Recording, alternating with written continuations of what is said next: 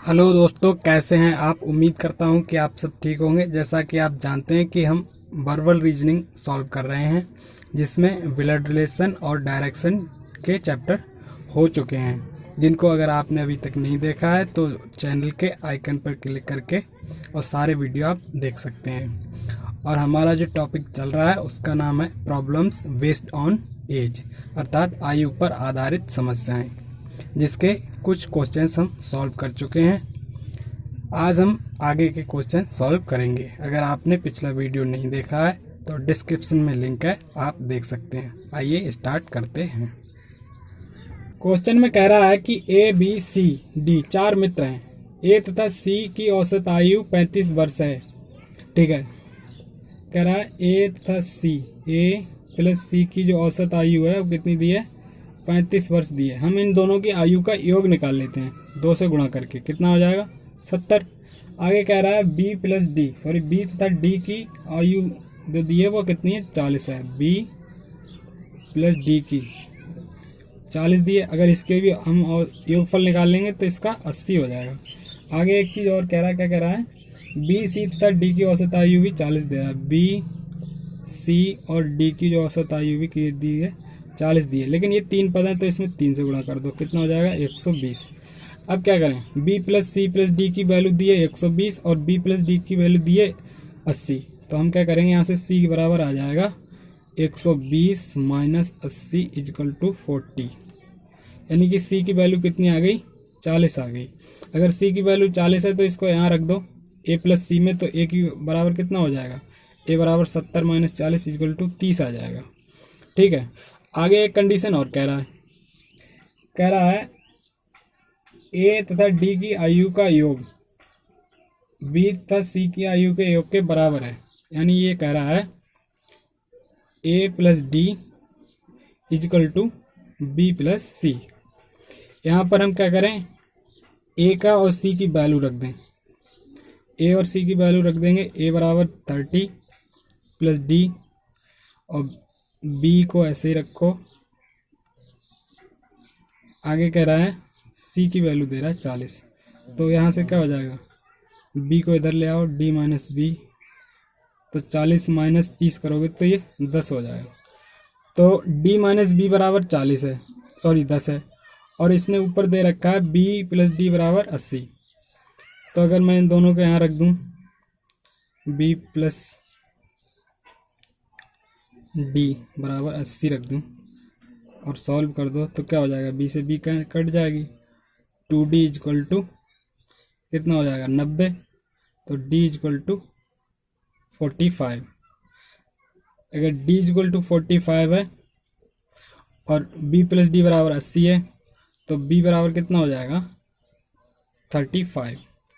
यानी कि अब देखते हैं ए बी सी की वैल्यू कितनी आ गई, a की 30, b की 35, c की 40 और डी की 45, यानी ऑप्शन नंबर सी ठीक है।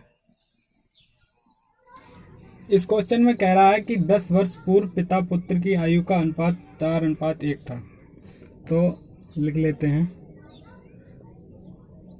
10 वर्ष पूर्व का अनुपात कितना है, 4:1 है। और कह रहा है 5 वर्ष बाद की आयु का 7/3 गुना हो जाएगी। तो मतलब ये 5 वर्ष बाद का जो अनुपात है वो कितना हो जाएगा, 7:3 हो जाएगा। अब देखो यहाँ पर रेशियो इक्वल तो है नहीं, तो हमें करने पड़ेंगे, क्योंकि यहाँ से 1 से 3 हो रहा है तो 2 का डिफरेंस है, और 4 से 7 हो रहा है तो 3 का डिफरेंस है। तो इसको हम इक्वल कर लेते हैं सॉल्व करने के लिए। इसमें कि दोनों में कितने का डिफरेंस है, 4 का, तो यहाँ 4 से गुणा कर देंगे।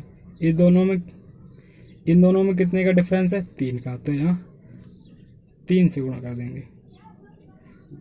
ठीक, आगे इसको करते हैं, 4 चौक 16 और 4 एकम 4, और ये कितना है, 3 सत्ते 21 और 3 तियाँ 9। ठीक है, अब मुझे पुरानी रेशियो से कोई मतलब नहीं, इस रेशियो से मतलब है। ये रेशियो कितने वर्ष में बढ़ा है? ये 15 साल में बढ़ा है। ठीक है, अब देखो ये 16 से 21 हो गया, यानी कि 5 रेशियो बढ़ा, और ये 5 से 9 हो गया, यानी कि 5 रेशियो का डिफरेंस आया है। 5 रेशियो का जो डिफरेंस आया है वो कितनी है साल में आया है? 15 साल में। तो एक रेशियो की वैल्यू कितनी हो गई? 3 हो गई। हमें क्या निकालना है? हमें निकालना है पुत्र की आयु। तो ये 10 साल पहले की जो अनुपात आया है, कितना आया है? 4 अनुपात है उसका, 4 तियां 12। ये 10 साल पहले की आयु है, तो इसमें 10 और जोड़ दो, 12 प्लस 10 इक्वल टू 22। तो 22 सही आंसर है। 22 मतलब ऑप्शन नंबर सी ठीक है। इस क्वेश्चन में कह रहा है कि एक कक्षा में के छात्रों की औसत आयु 38 वर्ष है। इनमें से लड़कियों की औसत आयु 42 वर्ष है, लड़कों की औसत आयु 33 वर्ष है। लड़कियों की संख्या 25 हो तो लड़कों की संख्या ज्ञात कीजिए। ठीक है, तो हम क्या करेंगे? लड़कों की संख्या मान लेते हैं। लड़कों की संख्या कितनी मान लो? x मान लो। तो कुल छात्र कितने हो गए? कुल छात्रों की जो संख्या है कितनी हो जाएगी? लड़कियों की 25 दी है, लड़कों की हमने x मानी है, तो टोटल हो गई x प्लस 25। उसके बाद क्या कह रहा है कि उनकी आयु का औसत दिया है, तो हम योगफल निकाल लेते हैं। पहले कुल छात्रों की आयु का योगफल निकाल लेते हैं। कुल छात्रों की आयु का योग कितना हो जाएगा? x प्लस 25 संख्या है, और औसत कितना दिया इन्होंने? 38। ओके, अगर हम बात करें लड़कों की आयु का अगर हम योग देखें तो कितना होगा? इन्होंने दिया है 33 औसत आयु, और संख्या कितनी है? x है, तो 33x हो गया। अगर लड़कियों की बात करें तो कक्षा में लड़कियों की अगर औसत आयु का योग निकालने हो तो कितना हो जाएगा? 42 इंटू कितनी लड़कियां? 25 हैं। ठीक है, अब क्या करेंगे? जो कुल छात्रों का योग आया है वो, और लड़का तथा लड़कियों की दोनों को हम इक्वल कर देते हैं, यानी कि x plus 25 equal two into 38 बराबर 33x प्लस 42 इंटू 25। अगर मैं इसको गुणा कर दूं तो 38x प्लस 38 गुणा 25 बराबर 33x प्लस 42 गुणा 25। ये 38x हैं और ये 33x हैं, तो ये कितने x बचेंगे? 5x बचेंगे। ये 25 कॉमन हो जाएगा, अगर इसको इधर ले जाएंगे तो 25 कॉमन हो जाएगा, गुणा ये 42 माइनस 38 कर दो, कितना बचेगा? 4 बचेगा। अगर मैं 5 से इसको कैंसिल आउट कर दूं तो कितना आएगा? 5। तो x बराबर कितना आएगा? 5 चौक 20।